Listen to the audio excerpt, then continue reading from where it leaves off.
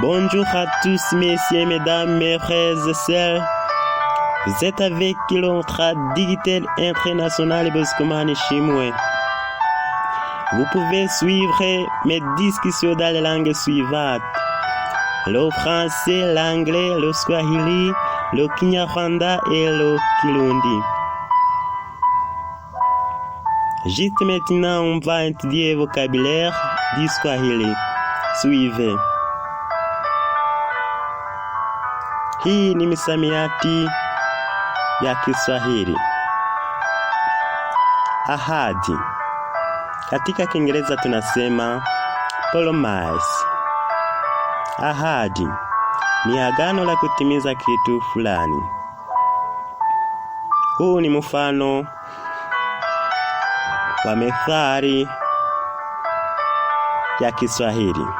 Ahadi ni deni. La promesse est une dette. Sezerano ni umwenda. Baraka. Katika Kiingereza tunasema blessings. Baraka ni mambo yenye kuleta ustawi. Visawe vya neno baraka ni neema, mafanikio na heri. Furaha. Furaha. Katika Kiingereza tunasema happiness. Happiness. Furaha ni hali ya kuwa katika raha na starehe. Heshima. Katika Kiingereza tunasema respect. Respect. Heshima ni thamani ya ubinadamu.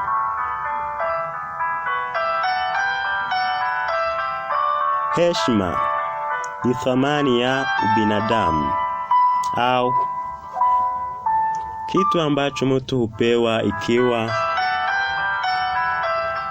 ni ishara ya kuthaminiwa.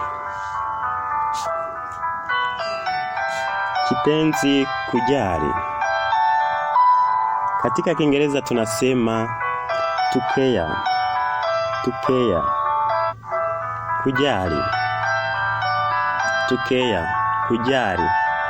Kustahi mtu. Mapenzi. Mapendo. Katika Kiingereza tunasema love. Romance. Mapenzi. Hisia ya upendo aliyonayo mtu moyoni. Matumaini.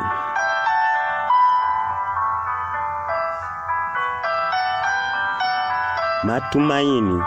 Katika Kiingereza tunasema hope.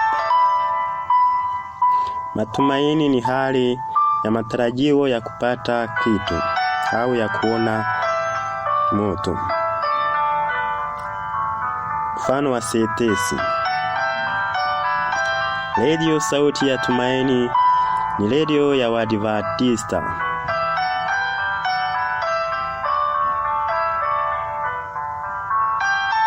Nawashukuru sana kwa kufuata mazungumzo yetu kwa kusoma misamiati ya Kiswahili. Jiunge nami uongeze ustadi wako. Uongeze ujuzi wako. Asante sana, Mungu awabariki. Tuko pamoja. Bonjour à tous, messieurs, mesdames, mes frères et sœurs. Vous êtes avec le Traducteur international BOSCO hamwe.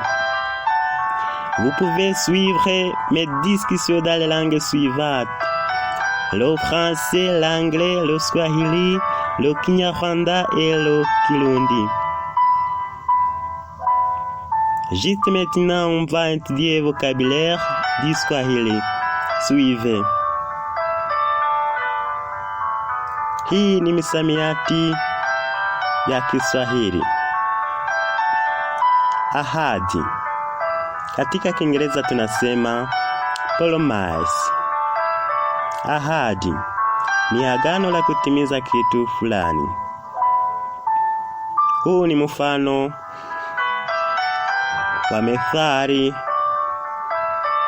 ya Kiswahili. Ahadi ni deni. La promesse est une dette.